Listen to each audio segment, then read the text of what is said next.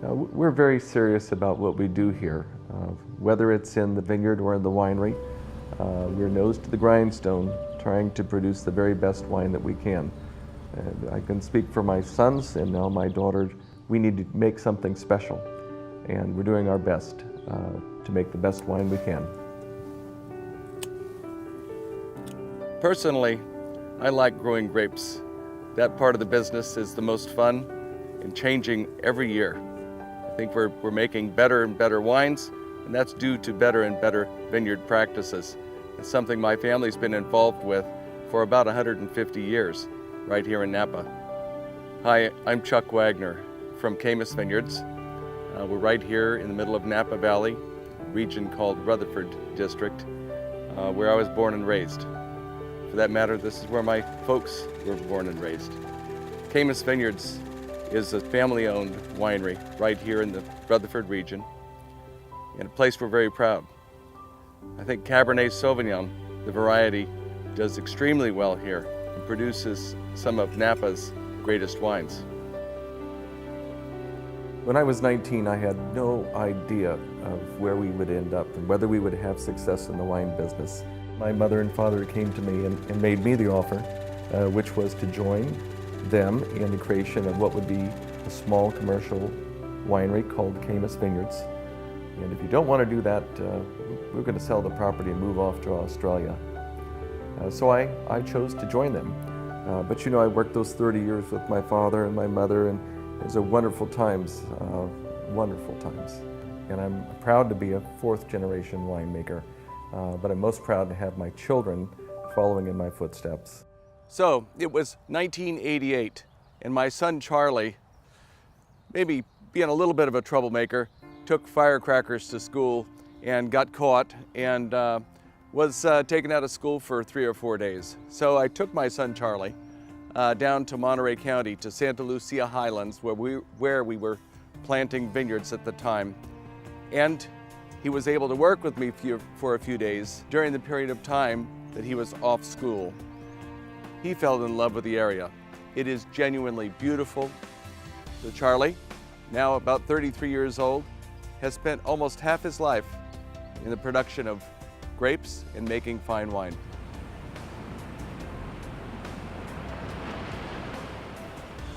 Our favorite place to grow Chardonnay is near the coast, and that's why we chose Monterey County, and more specifically the Santa Lucia Highlands, to grow Chardonnay. Merlot Reserve is your tropical California style Chardonnay. There's nice interlaced notes of wood, which would taste like vanilla. The natural acidity kind of holds the wine together, but the extended barrel aging and the malolactic fermentation round out the mid palate. The cement tanks that we use for our Merlot Silver Chardonnay are made in Burgundy in France. These tanks also seem to bring out some natural minerality. I personally like to enjoy Merlot Silver at about 40 degrees, and I like to pair it with fish and light meats. My grandfather was never satisfied with the status quo. He was always pushing to evolve winemaking in his life anyway into something better. Starting with Caymus Cabernet, it continued on into Conundrum, where my grandfather would sit at the dinner table and blend bottles of wine together that you typically would never traditionally blend. You know, and I remember people back in the late 80s like, well, why would you want to do that? Why would you want to blend Chardonnay away and make it a fruity thing? It's because it tastes good, people enjoy it. So we started with Muscat, and then we started playing around. He turned me loose on putting a few other varietals in, Sauvignon Blanc, Chardonnay, Semillon, Viognier, and we just kind of came up with something that was very easy drinking, fresh, fruity, very food friendly. The little bit of residual sweetness we left in there makes it go with just about any food. It doesn't get washed away or bitter. Conundrum has been turning winemaking on its head for 25 years. Conundrum Red came on board in 2009. I really enjoy pairing it with richly flavored or spicy foods like smoked meats, barbecue, or my personal favorite, Mexican food. Don't be afraid to chill it down the way I like to enjoy it. Conundrum is about doing things your own way. We also make a wine called Red Schooner, which is made from Malbec grapes that we bring in from Argentina. The name Red Schooner stands for the journey that the grapes took to get here from Argentina. Grapes do travel on a boat to get up to California, and we thought that the name sort of tells the story. Labeling issues don't allow us to put a vintage date on it, so instead we got creative and we called it Voyage.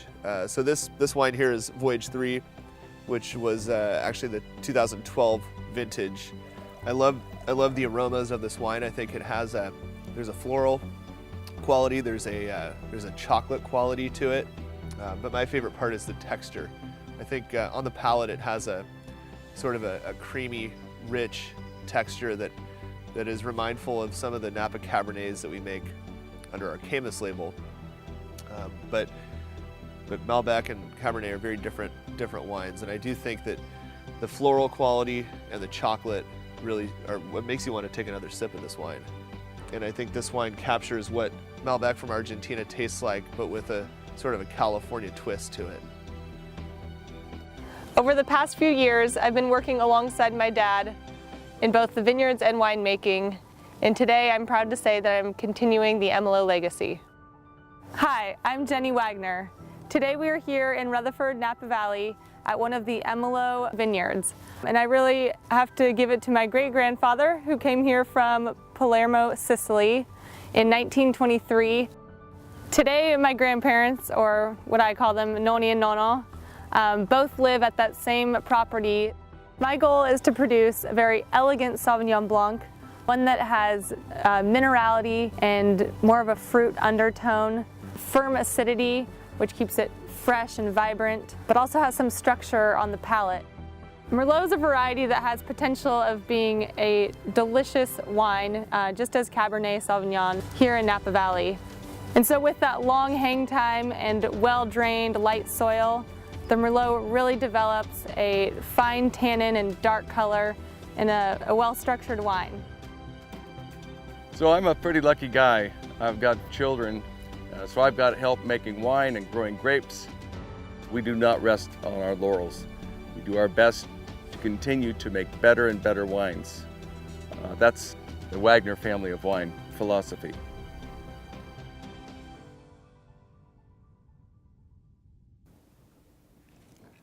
Hello, I'm Chuck Wagner.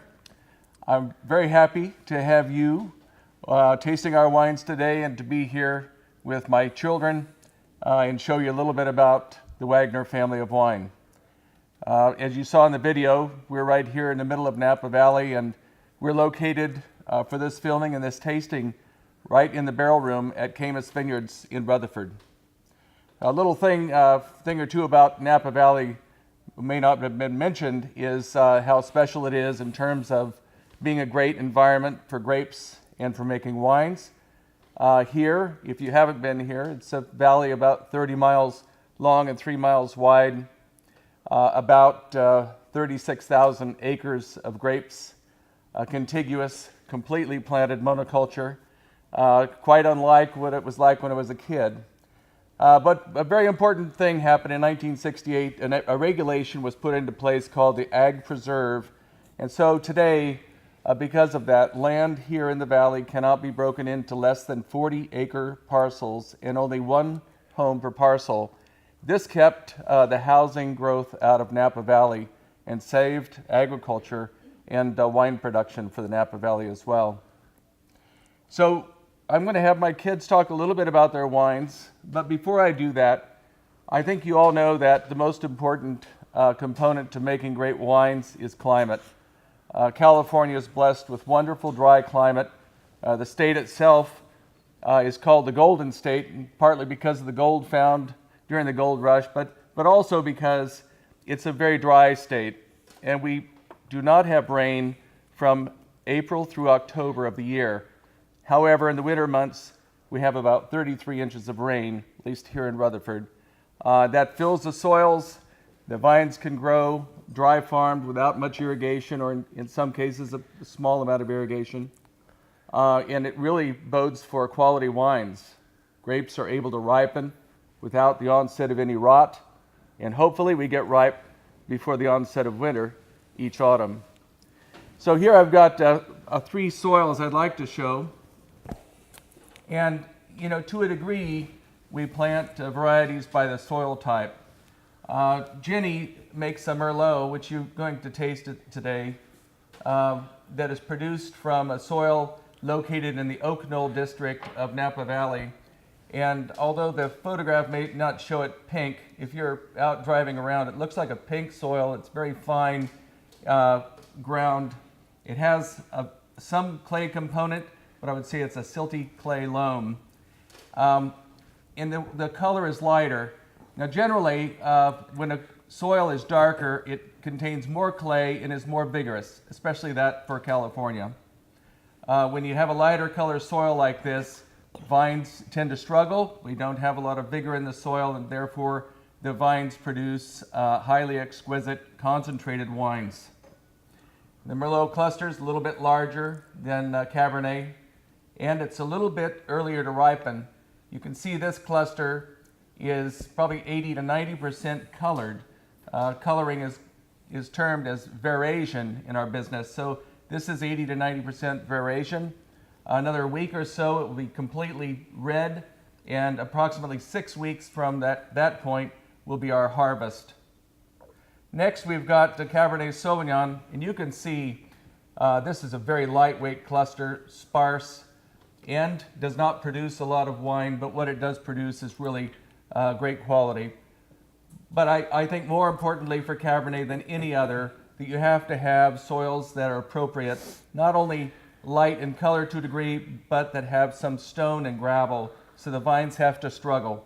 And that's where we get the concentration on Cabernet. And if we have any single advantage over others, is because we started a little bit earlier and recognized the importance of a good soil, stony soils, for Cabernet Sauvignon. So further on, we'll talk about where our wines come from. You'll see that it's spread throughout the Napa Valley, not based so much on the climate per se, but the soils within the valley itself. Third, we've got a darker soil that is more clayey, and this is a great soil here for Sauvignon Blanc. So as you've tasted one wine here, which was the reception wine, it was Conundrum White. That's a variety that we've been producing since 1989. For that matter, we just passed our 25th anniversary on this wine. Simply stated, it's a wine that was made here by the family back then, breaking the rules, adding or blending together varieties that are not necessarily commonly blended, and also not just locating a vineyard in one area, but several key areas of the state of California. So Conundrum is 5 white varietals. It's finished off dry. The basics are Chardonnay and Sauvignon Blanc. It's got a little bit of Muscat to make it sweet and fruity at the end. The basis of the wine, the idea, the concept, came from years ago when my dad used to blend 2 different wines together at the table. Something you rarely see anyone do, and even winemakers. You'd never see a winemaker pouring, say, Zinfandel into a Cabernet or what have you. But my dad was always interested in blending like that, and so the next stage was to develop a wine based on that kind of freedom, actually. So the next wine we have is Merlot Sauvignon Blanc, and I have my daughter here, Jenny, to say a few words about it. So I produce the Merlot wines, which is a Sauvignon Blanc and a Merlot. So I'm going to pick up where my dad left off here, showing you the cluster of Sauvignon Blanc along with the soil. Thank you. So these are 2 clusters of Sauvignon Blanc from Rutherford. And as you can see, one cluster, this one right here on my right side, is a very loose cluster, whereas the cluster on my left is much more dense. So this cluster on the left is a typical cluster of Sauvignon Blanc. The one on the right is an example of a vineyard practice which we utilize for the production of Sauvignon Blanc to purposely show, or to purposely have each berry individually hanging loose so that each berry sees equal sufficient sunlight. And the way we do that is by brushing. So from the photo you can see a plastic hairbrush used to brush each individual cluster at pre-bloom. So this practice knocks off about half of the berries. So throughout the growing season, as I mentioned, each berry is loosely hanging, sees equal sunlight. So come harvest time, I'm able to harvest each berry that is ripe in flavor, so it's earlier. However, the acidity is still very firm. And that also keeps the alcohol low. So stylistically for Sauvignon Blanc, that's what I like to see. I like firm acidity, fruit, but not overly ripe, minimizing any herbaceous qualities. That's key for me. I don't like that green bell pepper-like component. So this brushing that I showed, and this is another photo showing the knocked off berries that brushing does. This is just one example. I don't do this to all Sauvignon Blanc. I wish I could, but it's very labor intensive and time consuming. But this is just an example of something that I'll do to achieve the style of Sauvignon Blanc that I think is enjoyable. So a little bit about the Emelots, which is where the name comes from my mom's side of the family. It's her maiden name. My grandparents, Frank and Annie Emelot, they live in Rutherford, where I source much of the fruit for the wines from. This is a photo of myself with my grandparents. You can see in the background is a nursery sign, Emelot Nursery. They ran a rootstock nursery from the 1930s up into the early 2000s. And my grandfather, he really took off with the business beginning in the 50s, providing rootstocks to many farmers in Napa Valley that were pulling out orchards and switching over to vines. Many of them would go to the Emelot Nursery. So today I'm proud to be continuing on the name. And I, as I mentioned, I source much of the fruit from their home ranch, which has been in the family since 1923. Aside from being farmers with their fruit, their grapevines, they also have a wonderful vegetable garden, which right now is really perfect. I have a baby, so I'm always getting their squash, making food, and then when I'm checking on the vineyards, they'll often call me in for lunch. So it's a fun place to be, spend my time. I think it's a win-win for both of us. I get a good lunch out of the deal, and they get to see me and their great-grandson. So the next wine is made by my brother Charlie. It's the other unoaked white wine that we're showing today. So it'll be fun to try this silver next to the Sauvignon Blanc. Pass it over there.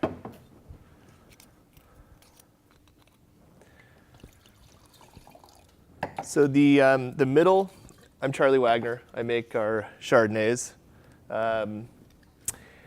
A little bit about the wines we're going to taste today. The middle wine is the silver unoaked Chardonnay, and it comes from Monterey County. So does the wine on the right, the Merlot Reserve.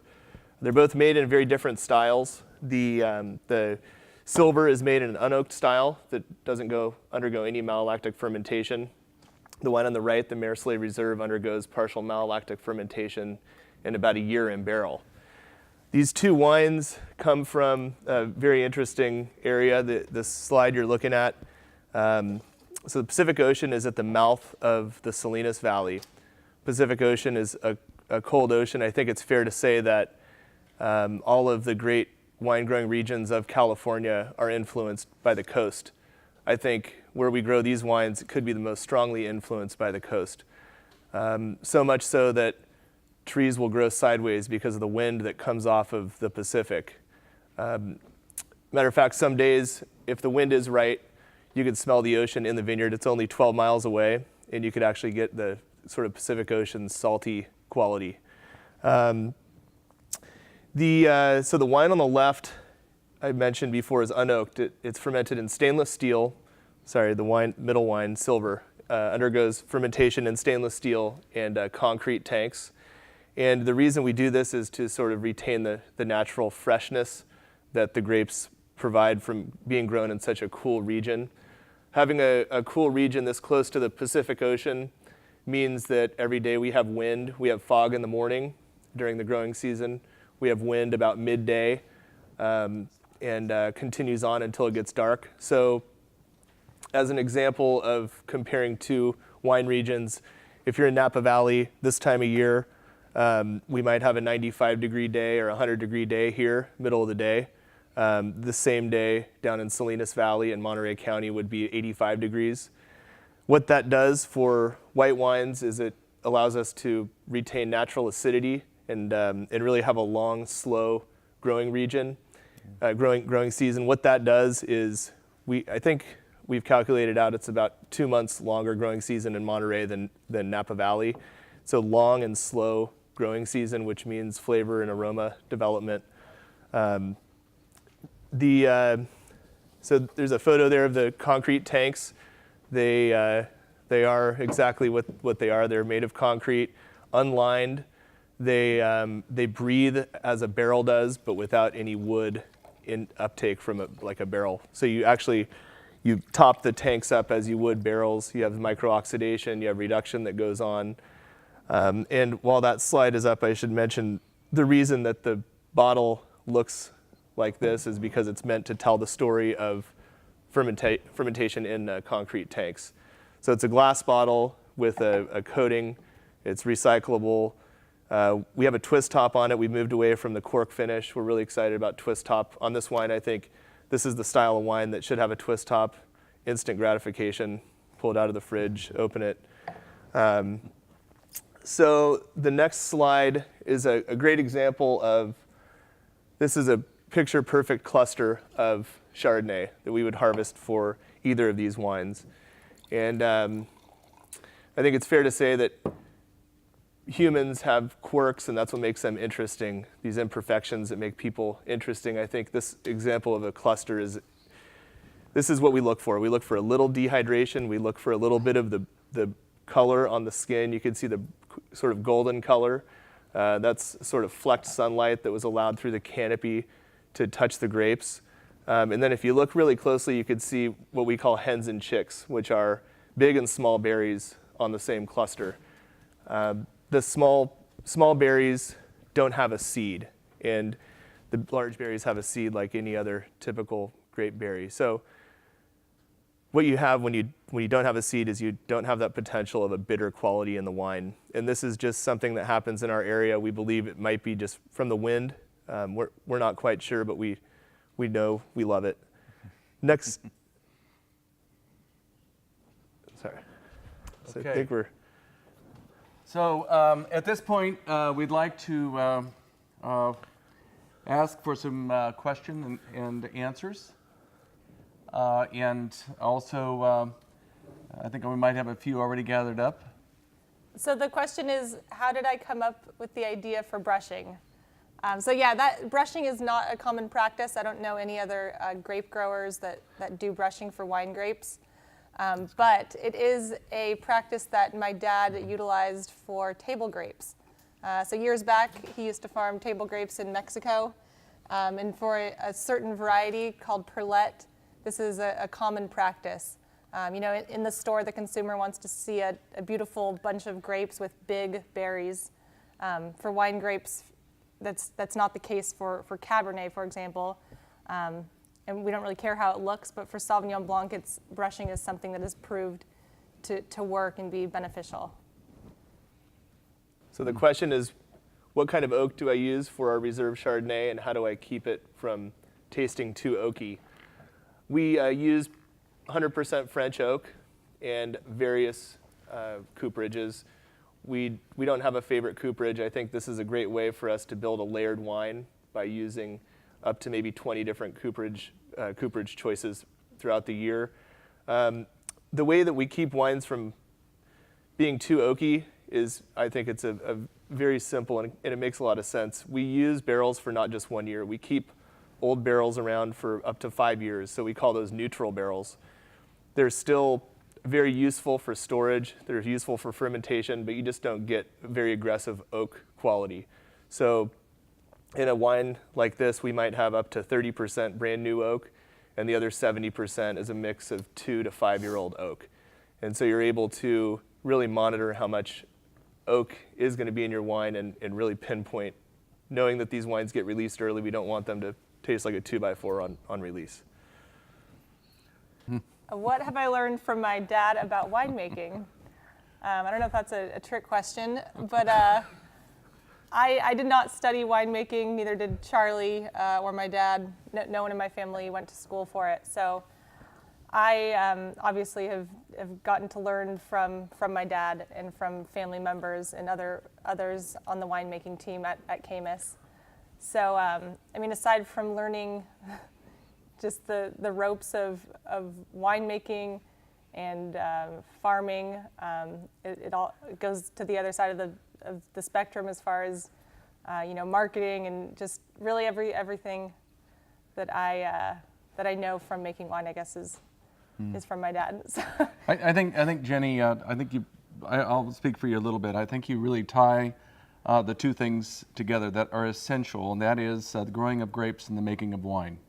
Knowing that if you don't take care of a vineyard, or if you don't trim off your grapes, such as brushing, you won't have the quality levels, and that's a very important part of it. We are all good students of wine, and we have plenty of neighbors here to learn from all the time. It's very competitive in the Napa Valley, but that does. I think that's something you've learned already, at least that I've noticed. Yes. Question is, do we have a wine club here at the Wagner family of wine? And the answer is no.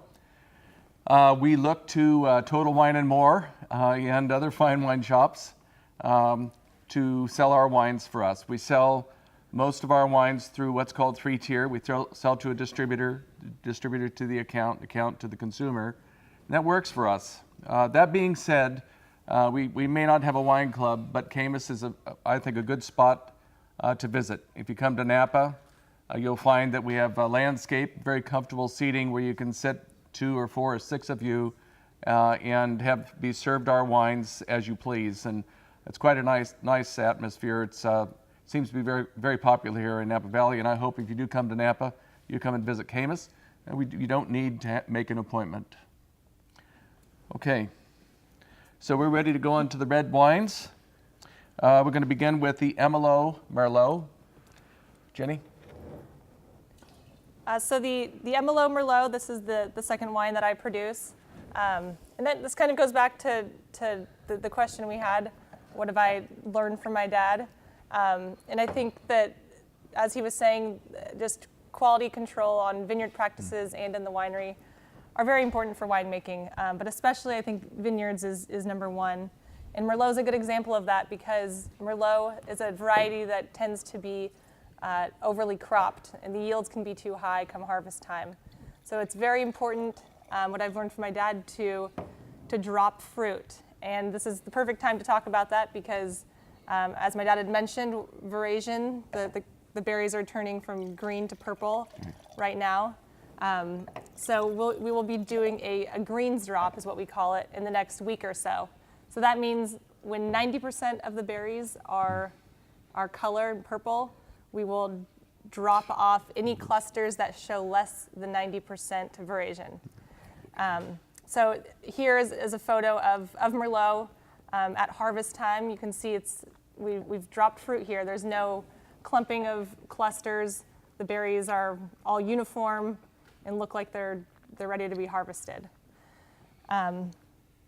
So just back to Merlot a little bit. I know I gave you history on the Merlot rootstock nursery, but I think another important note is that my mom, Cheryl Merlot, had started the brand Merlot in 1994, producing Sauvignon Blanc and Merlot from her father's vineyards, which I'm continuing today. So this is my third vintage for both wines, with Merlot being part of Wagner family of wine, and I've taken over the winemaking.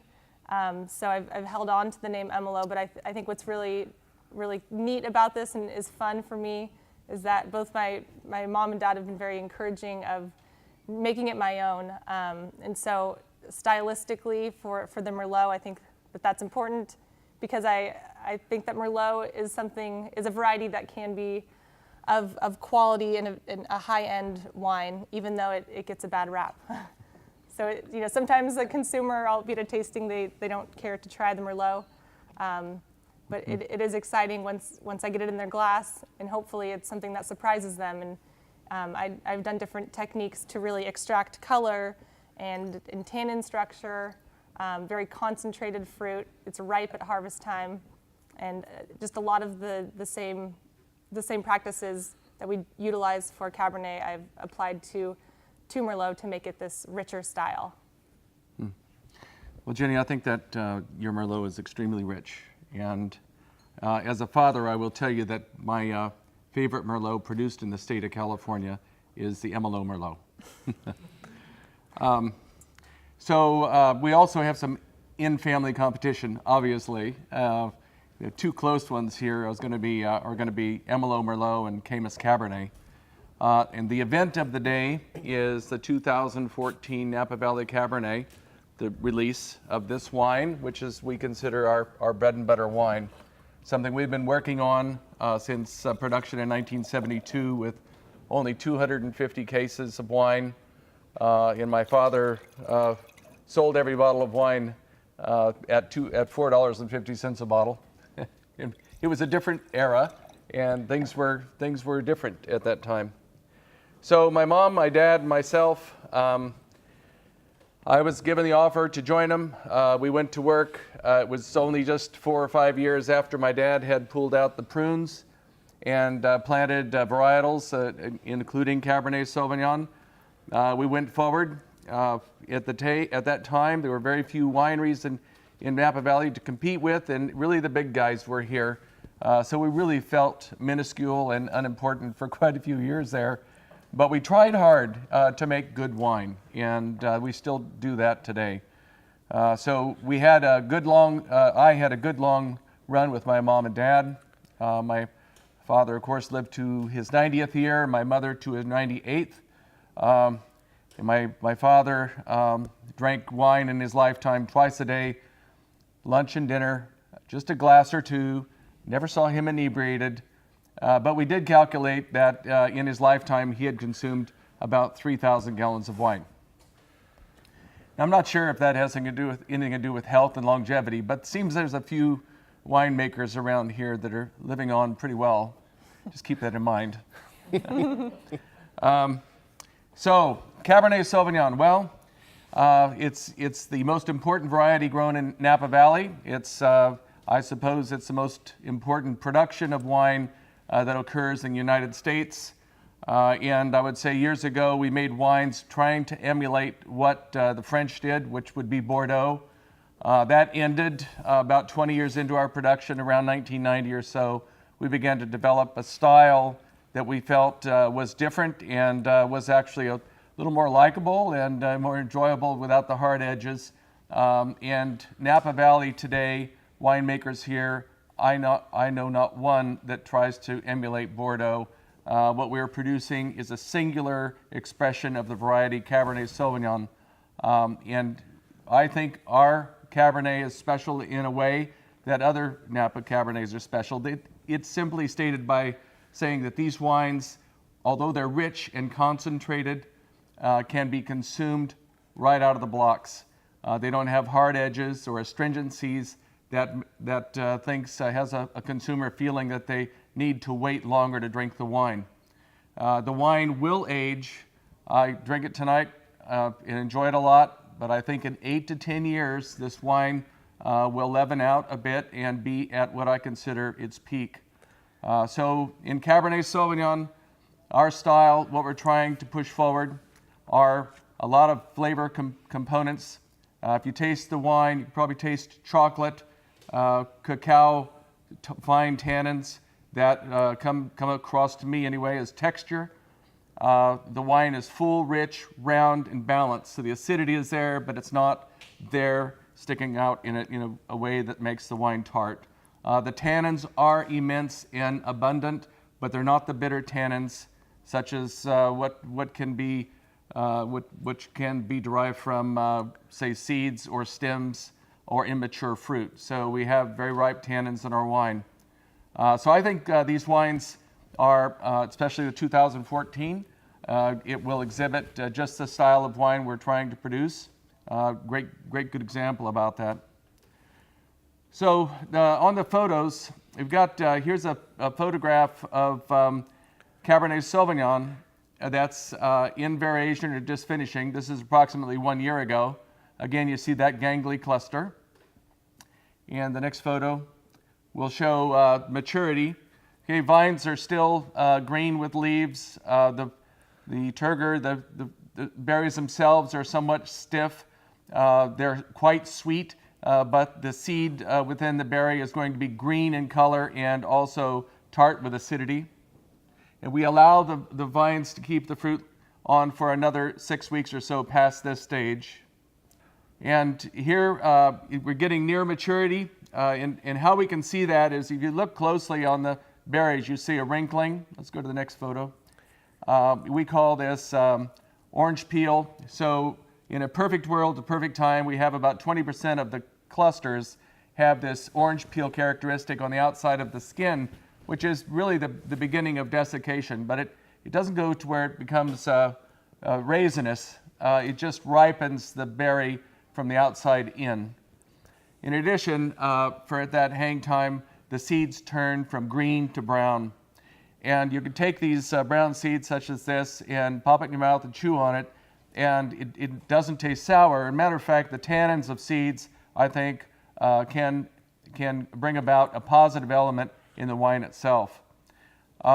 You may or may not know that all the varieties we're talking about here, the reds, the juice is clear, and all of the color is in the skin, and the tannins are in the skin. So it's all about the size of the berry for us, farming in those gravelly soils that produce berries that are small in diameter. So we have this good relationship where it's not much juice and a lot of skin, and that enables us to produce wines that have good color and high concentration of tannins.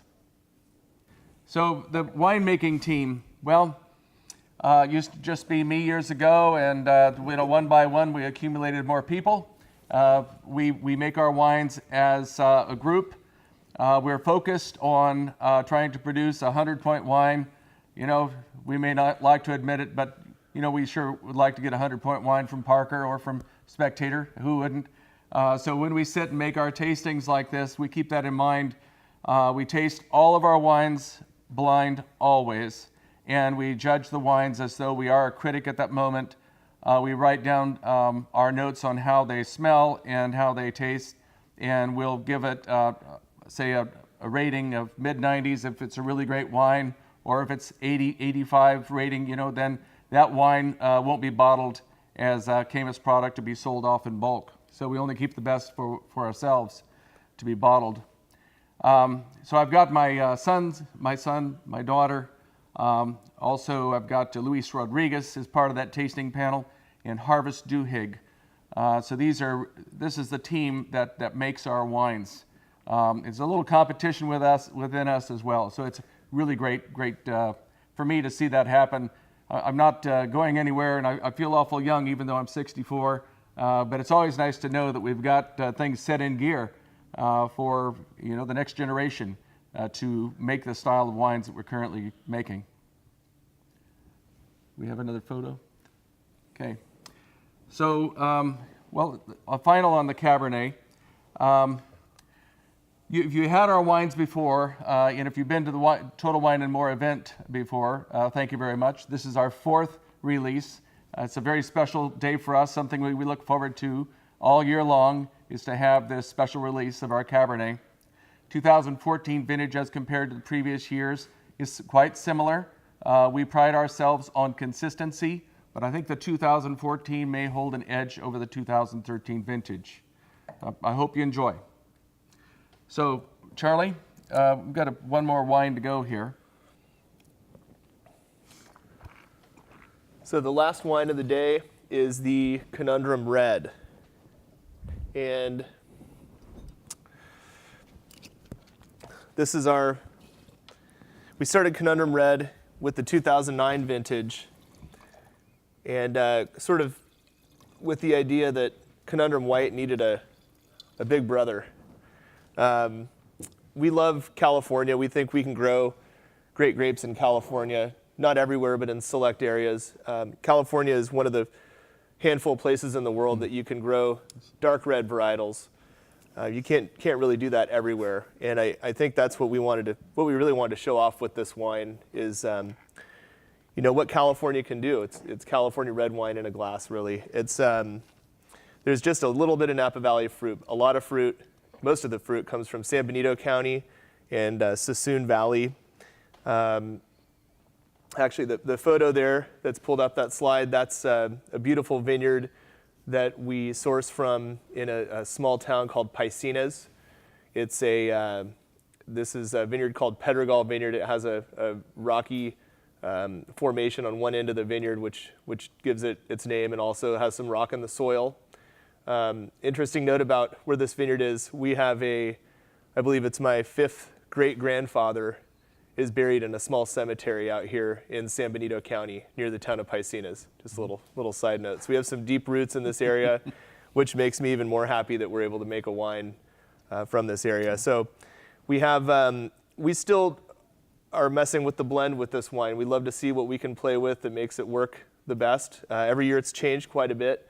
I can say that every year we have always put in Petit Syrah and Zinfandel into the blend. And then the other sort of spice rack stuff we play with before bottling. The last slide here of the day is one of our newly planted vineyards in an area called Arroyo Seco. This particular vineyard is Petit Syrah, and there's some Zinfandel up on the hill.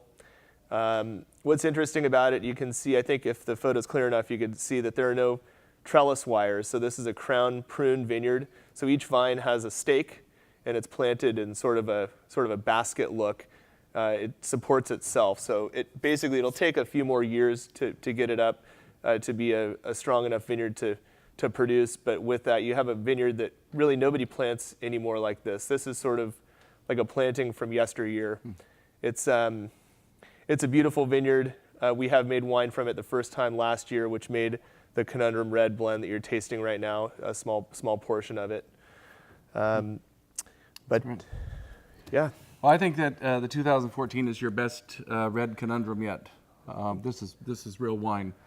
And I want to say that you can drink this wine at 60 degrees, which would probably be typical for you, but you can also put red Conundrum in the refrigerator, enjoy it chilled. If you open a bottle and don't finish it, put it in the refrigerator for sure and keep it for a few days. This wine holds on very well. So Charlie touched on places like San Benito County, Paisinas, and Arroyo Seco, places you may or may not have heard of. I want to say that the state of California is broken up into 5 regions based on heat summation. Region 1 being the very coolest right along the Pacific coast, and Region 5 being the other extreme. That would be inland California, where it's desert-like conditions and quite warm. So the quality areas, at least in our belief, are regions 1, 2, 3, where we're farming. Region 1 being the Chardonnay and early ripening varieties, Region 3 being Cabernet country, Region 2 being Merlot. So that's where we keep our attention focused on what we think are the best climates to work from, and then locate the soils and aspect, trellis or no trellis, whatever we're going to put in to that site to produce the style of wine we'd like. We are farmers first and winemakers second. We want to thank you and toast to you all for being here and coming to our event. It's much appreciated. We have a question. Hold on. How time-consuming is the brushing for the Merlot Sauvignon Blanc? It's very time-consuming. As I mentioned earlier, it's not something that I can apply to all Sauvignon Blanc in the bottle. Just a portion of it for the time being. It probably takes about like 30 seconds per cluster.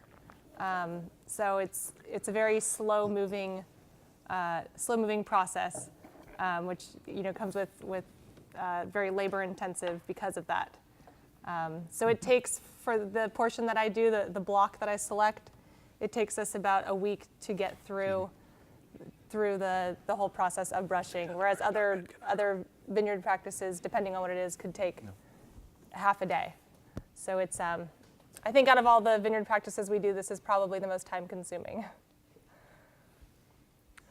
So the question is, what do I love most about the wine business? I think the simple answer is just the people in general that we get to deal with on a day-to-day basis.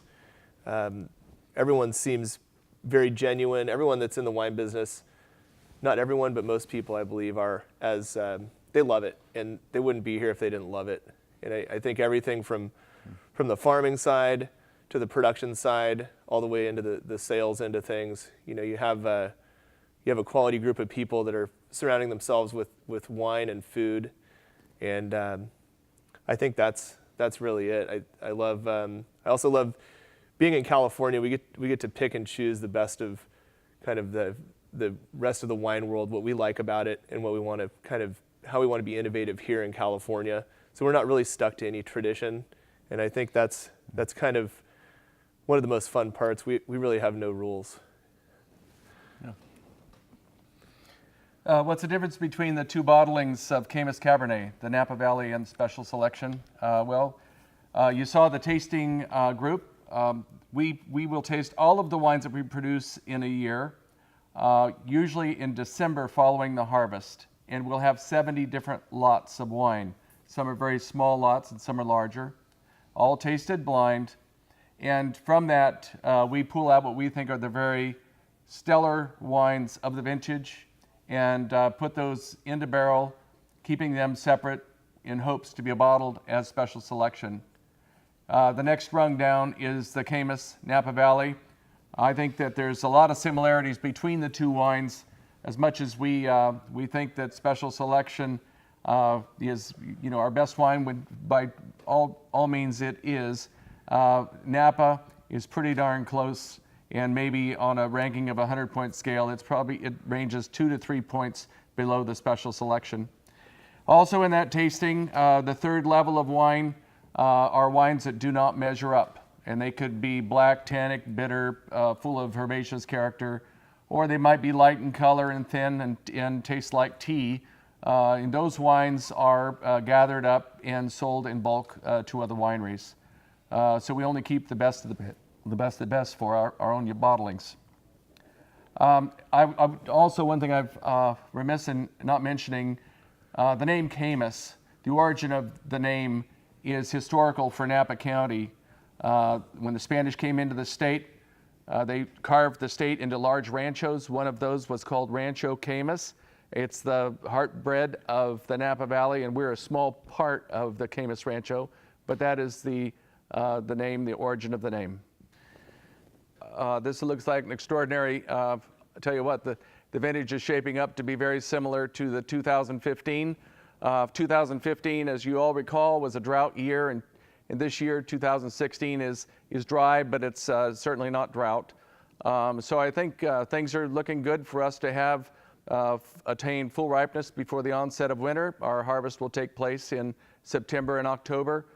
Yields were high on some varieties, and we took care of that just by thinning the grapes out and making sure that all the clusters are hanging freely within each vine, and ensure that no vine is producing too much grapes because it makes thinner wines. But so far, it's been a very, very good vintage. Jenny, what are you seeing out there? Yeah, just to add to what my dad had to say, I think it does look similar to last year. Just this morning we were in some Sauvignon Blanc and Merlot vineyards in the Oak Knoll district. And as far as timing, I think it's about where last year was. It's early, so we don't have to worry about a late harvest into the winter. I think our dates with everything from bud break, bloom, veraison is all pretty spot on with last year. I do think maybe there's a little more fruit, which can be a good thing because we can always drop fruit, but we can't create more. So that's a good thing as well. I think it'll be a good vintage. Charlie, what are you seeing? Same as what Jenny said out there. I think how we all would classify a great vintage as high quality and medium to high quantity, and I think that's where we are this year for Monterey area. We have last year was great. It was early. This year about the same. Means we're not going to be fermenting during Christmas, which is always a good thing. One more question for Chuck. Do you fertilize the vineyards? So the question is, do we fertilize vineyards? And the answer is not all vineyard sites are fertilized. However, some are. And so our basic fertilizer is compost. We farm in 5 different counties of California. So collectively, we're using about 1,400 tons of compost applied each year. That's part of how we feed the vines.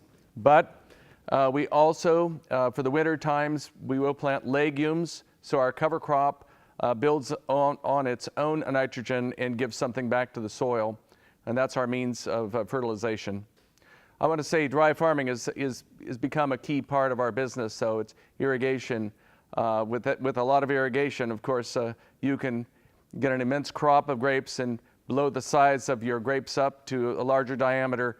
But it's almost like putting a water hose in your tank, something you wouldn't do. So dry farming is probably a good thing about Caymus and the Wagner family, for that matter, to really regulate and allow the vines to stress and produce a small crop of exquisite grapes. Is there a friendly competition between we as family members being winemakers? I don't know. Charlie will have to answer that. Thanks. I think it's fair to say that we do compete, but in a healthy way. We all seem to make our own varietal of wine under our own labels, and I think with that, I know that I can't make a Sauvignon Blanc like Jenny makes, so therefore I just go here to the cellar and fill up my wine fridge with her Sauvignon Blanc. So if that's competition, I think it's a. But I think the answer is yes, but in a very healthy way. Mm-hmm. Jenny, you feel there's some competition? I would agree. It's more of a lighthearted, fun competition. We poke jokes at each other, but when it comes down time to bottling, for example, I always like to run my final pre-blends through Charlie and my dad and the winemaking team. I like that support from everybody. It's we've all got each other's backs and support each other to make the best wine for that varietal. Well, I guess we'll close up here. Out of questions, and we just want to say a big heartfelt thank you to you all, and raise our glasses. Wish you all well for another year. See you then. Thank you. Cheers. Thank you. Thank you. Cheers.